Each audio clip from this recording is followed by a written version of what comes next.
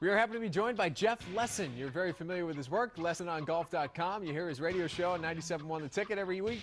Great to have you here. And you do a wonderful thing that you brought to our attention last year. And tell us more about it because it's grown by leaps and bounds in the days coming up. Well, Tom, it's the second annual Lesson on Golf free day at the links brought to you by Ameriprise. What it means is golfers get to play golf for free. I mean, come on, free's in the book of good things, especially in this tough economy we have here in Detroit, right, people? And it's very simple. A dozen or so, maybe even more, of the area's best golf courses on Tuesday, August 31st, opening their tee times for nothing. You call them up, you book a tee time, it doesn't cost you a thing to walk. If you want to ride, it'll cost you 20 bucks. But come on, 20 bucks goes to the First Tee of Detroit. Great charity for kids, not just kids in golf, Tom. We don't just teach kids how to play golf at the First Tee of Detroit. What they do, they teach them core values and provide college scholarships. It's a pure win-win. Was there any frustration from you last year in that people didn't believe what you were saying? I mean, did they knock down the doors? Was it jammed full of people? The emails came, oh, come on, this isn't true, right? What's the catch? There's no catch. We hope they donate money to the First Tee. It's a great charity supporting the kids. But, yeah, it's free, and they do book up. So the way to find out who's participating, how to get involved, just go to lessonongolf.com. That's the website. It lists all the great courses, and there are some great ones that we have here in Michigan, especially in the Detroit area.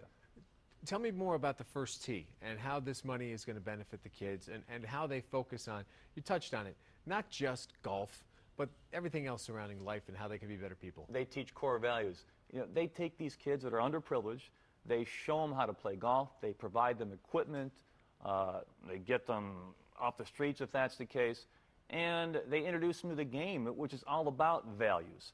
And golf is a great way to teach core values because, let's face it, if someone cheats in life, they're probably cheating on the golf course too, and vice versa.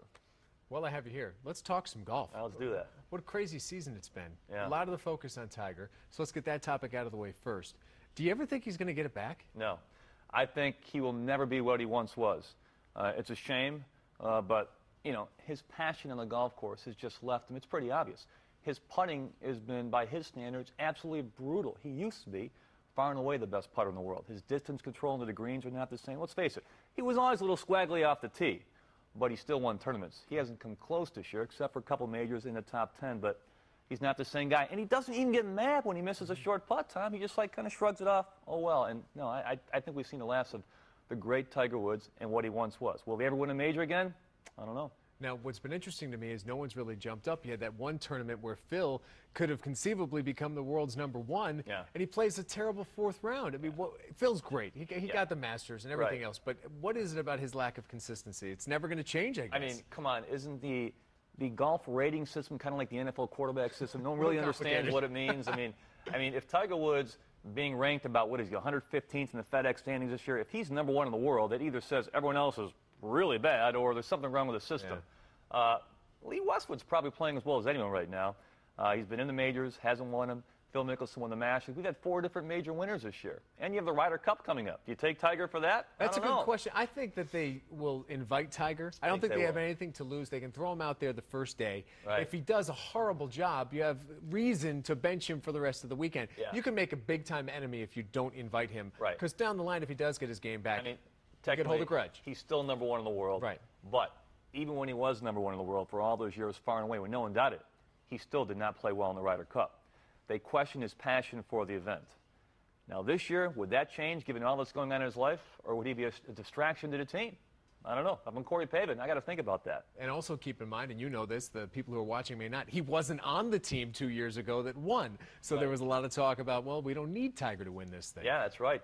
He had the injury right after he won the U.S. Open on one leg out in California. So who knows? Should be interesting, huh? What do you think about Corey Pavin as a captain? He was a great Ryder Cup competitor, one of the greatest short game players probably in Ryder Cup history. He's the kind of passion that understands what it takes to win at the top of the ladder. I think he'll be good. Cool. Great to have you here. I enjoy talking golf. We don't get a chance to do it a lot, but thanks a lot, and good luck on August 31st. You betcha. Should be a lot of fun. That's Jeff Lesson, Lesson on Golf. Free golf, August 31st. What more do you need to hear?